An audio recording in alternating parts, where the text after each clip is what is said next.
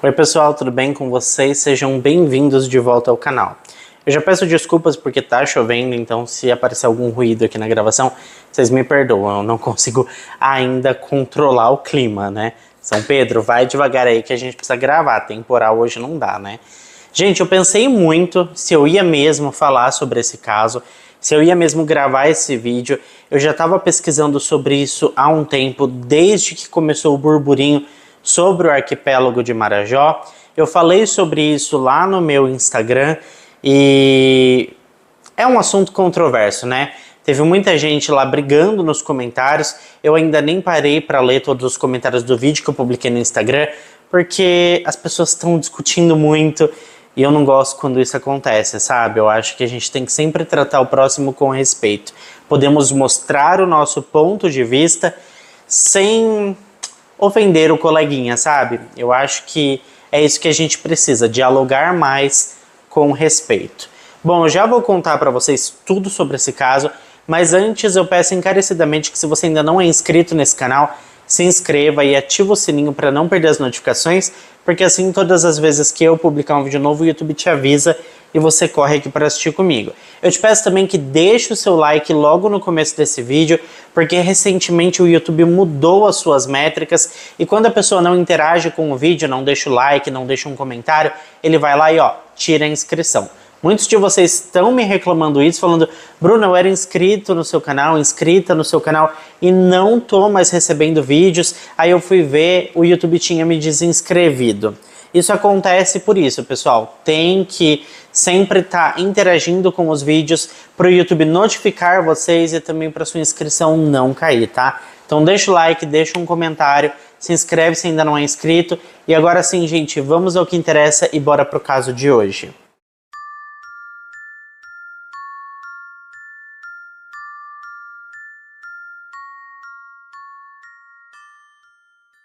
A primeira coisa que nós precisamos entender sobre esse caso confuso e cheio de mistério é que ele não se passa na ilha do Marajó, e sim no arquipélago do Marajó, que é o maior arquipélago flúvio marítimo do mundo. O arquipélago, pessoal, é formado por um total de cerca de 2.500 ilhas que acomodam 16 municípios e cerca de 590 mil pessoas. A Ilha do Marajó é um destes municípios, mas dentre os mais afetados pelo abuso e também exploração ali de menores, estão os municípios de Portel, Muana, Breves, Curralinho, São Sebastião da Boa Vista e Gurupá. Outro ponto importante a ser lembrado aqui é que os abusos se tornaram algo estrutural nestes lugares e isso infelizmente acontece há muitos e muitos anos. É muito comum as crianças desta região serem frutos de relacionamentos incestuosos e o ciclo vicioso continua se perpetuando por anos. Inclusive, pessoal, em uma das minhas pesquisas eu encontrei uma informação assim muito preocupante. Muitas vezes as mães das meninas da ilha incentivam o abuso entre pais e filhas. Elas contam a história folclórica do boto cor-de-rosa para suas filhas, dizendo que durante a noite o boto se transforma em um homem e vai até a casa das meninas mais bonitas da região para ter relações íntimas com elas. E que isso é supostamente um presente da natureza. Então essas mães dizem às suas filhas para ficarem quietinhas durante a noite em suas camas, porque elas foram abençoadas pela natureza ao receberem a visita do tal boto. Mas como já é de se esperar, né, na verdade, quem entra debaixo das cobertas dessas meninas são seus próprios pais. É sério, eu não consigo nem imaginar como que pode contar uma história dessa para algo tão horrível, né? Bom, num passado não tão distante, esse assunto acabou se tornando polarizante por conta das declarações de uma política brasileira. Enquanto apoiadores desta figura pública utilizaram da fala dela para atacar políticos da oposição, o lado oposto passou a fechar os olhos e dizer que tudo que a ministra em questão falou era uma mentira, invalidando a história de todas as crianças que foram sequestradas, sofreram abusos ou foram mortas no arquipélago de Marajó. E aqui para mim fica um enorme ponto de atenção, porque, sinceramente, eu não consigo entender o porquê nós, brasileiros, temos a mania de defender os políticos com unhas e dentes, uma vez que o mais correto seria nos unirmos enquanto sociedade e lutarmos por melhorias na vida de todos os brasileiros, inclusive das nossas crianças. Mas ao contrário disso, a gente fica brigando como se nossos representantes fizessem um ótimo trabalho e fossem celebridades aclamadas pelo público. Parece até aquelas briguinhas que você vê por cantoras, tipo, a Beyoncé é melhor que a Lady Gaga e por aí vai. O pessoal fica fanático mesmo e briga como se fosse esse tipo de coisa, sabe? E a verdade é que se a gente se unisse em nossas próprias causas, com certeza o Brasil, decolaria. Eu não crio conteúdo com viés político, mas não tem como deixar que simplesmente invalidem todo o sofrimento de centenas de crianças para defender essas celebridades políticas. E venham dizer que está tudo bem, que tudo o que disseram que acontece naquela região se trata de fake news, inclusive eu odeio essa palavra, e que viver lá seja como estar no paraíso, porque isso sim, pessoal, não é verdade. Bom, no ano de 2020, o programa Abrace o Marajó, instituído pelo decreto número 10.260, foi criado. O intuito do projeto era promover o desenvolvimento social, produtivo, institucional e de infraestrutura, mas infelizmente, pouco depois do projeto ter sido criado, a ministra da Família e dos Direitos Humanos deu uma declaração falando que os abusos no Marajó aconteciam porque as meninas não tinham roupas íntimas e propôs que fosse criada uma fábrica de roupas íntimas naquela região.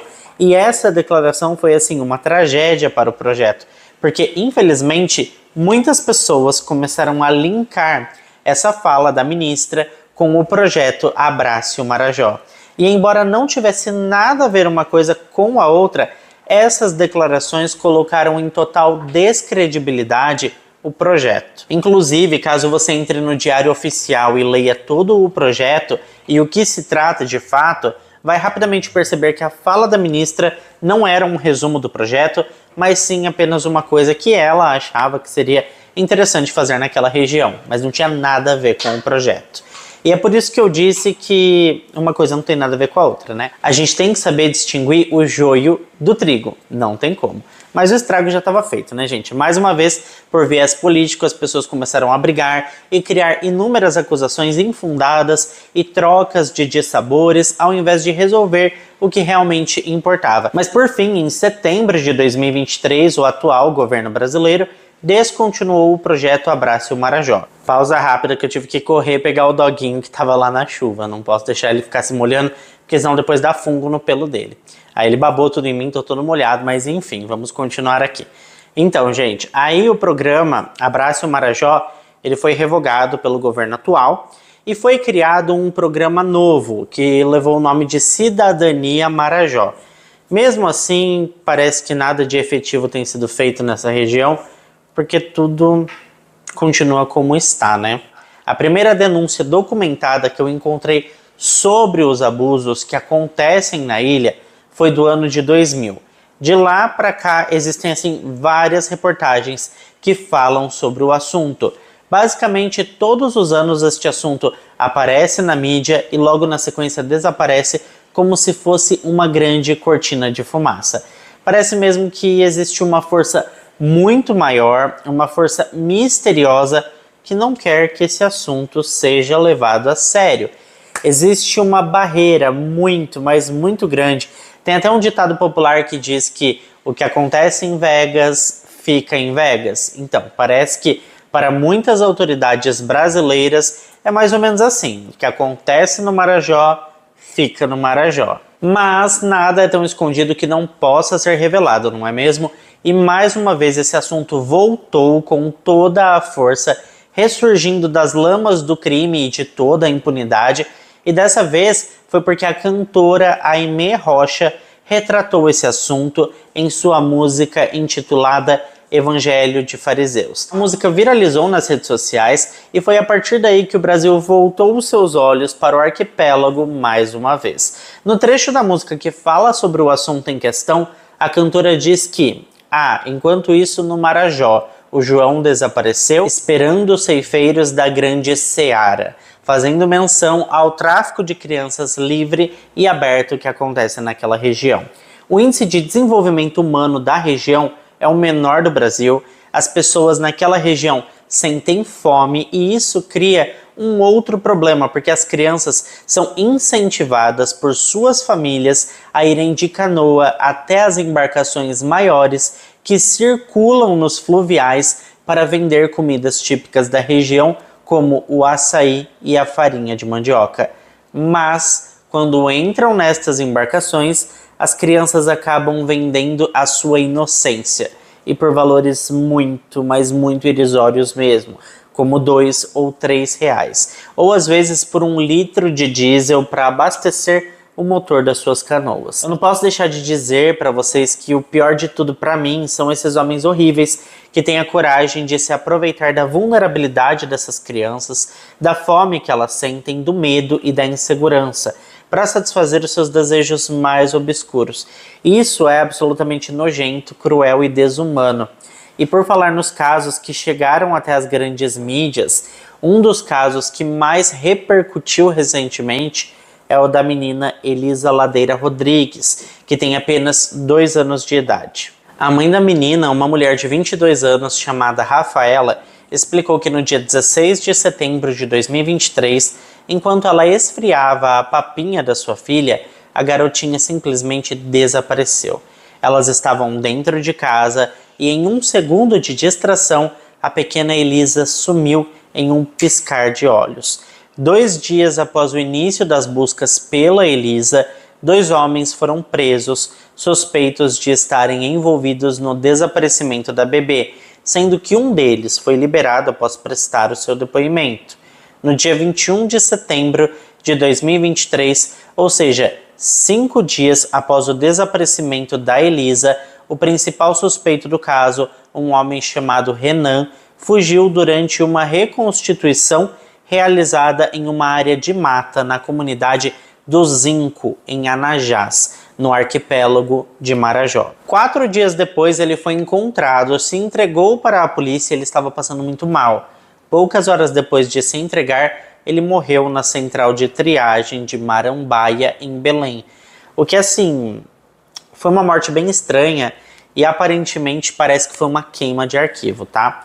De acordo com o advogado do suspeito, o Renan teria afirmado que a garota estava viva. Ele chegou a dizer para a polícia que realmente havia sequestrado a Elisa e vendido a menina por R$1.000 para um outro homem chamado Fabiano, que nega ter qualquer envolvimento com o desaparecimento da menina. 4 meses depois, em janeiro de 2024, a família recebeu uma pista de que a menina foi adotada por uma família no interior do Maranhão. Eles chegaram a receber uma foto de uma garotinha que se parecia muito com a Elisa. No entanto, mesmo após irem até o Maranhão para tentar encontrar a menina, a família não teve sucesso e a pequena Elisa nunca mais foi vista. Pelo menos até a data da gravação desse vídeo ela continua desaparecida. Outro caso, gente, que teve bastante impacto em toda a comunidade é o da pequena Amanda Ribeiro. No dia 7 de junho de 2022, a pequena Amanda, de apenas 11 anos de idade, foi sequestrada no trajeto que fazia da sua casa para a escola. A mãe da menina, uma professora chamada Regiane, ficou sabendo do seu desaparecimento através da sua filha mais velha, que demonstrou preocupação ao não encontrar a irmã na saída do colégio. Foram 4 dias de buscas intensas, até que no dia 11, pessoal, de junho de 2022, a Amanda Ribeiro foi encontrada sem vida às margens do rio Anajás. E após análises médicas foi constatado que a menina sofreu violência íntima por mais de um homem antes de ser morta. Durante as investigações, gente, a polícia chegou a prender 2 suspeitos, um homem chamado Jobson da Silva Miranda e uma menina menor de idade que aparentemente era amiga da Amanda e ajudou no sequestro da vítima. Os dois foram presos e nesse meio tempo surgiu um outro suspeito chamado Josuel dos Santos Gomes, que antes de ser capturado acabou morrendo em uma troca de tiros com a polícia. Segundo o delegado do caso, a menina teria ficado 2 dias em cativeiro antes de ter a sua vida tirada. Ele disse ainda que acredita que a menina tenha sido vítima de uma gangue de tráfico de entorpecentes, já que existe um suposto vídeo que mostra a Amanda brigando com outra menina na escola que supostamente era filha de um traficante local. Eu até vi esse vídeo, não sei dizer se realmente é a Amanda, nem se esse vídeo é verídico, mas o vídeo existe. Mas eu preciso lembrar vocês, gente, que independente do motivo, a pequena Amanda passou 2 dias sofrendo abusos antes de perder a sua vida, e isso pra mim é uma monstruosidade sem tamanho, sabe? É inimaginável a dor, o desespero que essa menina passou. E é por isso que eu bato tanto na tecla de parar de invalidar o sofrimento dessas crianças por conta de ideologia política. Essa situação é real e está acontecendo. Não podemos fechar os olhos para isso. Enfim, o Jobson vai responder pelo crime de sequestro, abuso íntimo de menor e assassinato.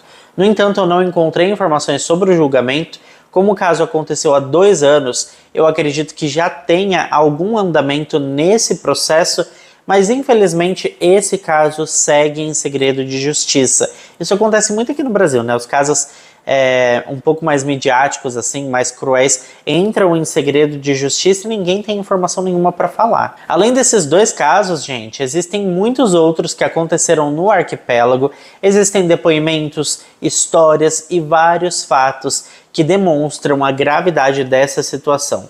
Eu poderia ficar horas aqui falando sobre o assunto com vocês. Eu confesso que eu pensei muito antes de gravar esse vídeo, porque eu fiz, uma postagem lá na minha outra rede social, como eu falei para vocês, abordando um pouco sobre o assunto de forma assim, bem rápida e sucinta, e eu recebi vários e-mails dizendo que eu estava contando uma mentira, que nada disso é real, que toda essa história foi criada por uma ex-ministra e que eu estava propagando a palavra que eu odeio, fake news.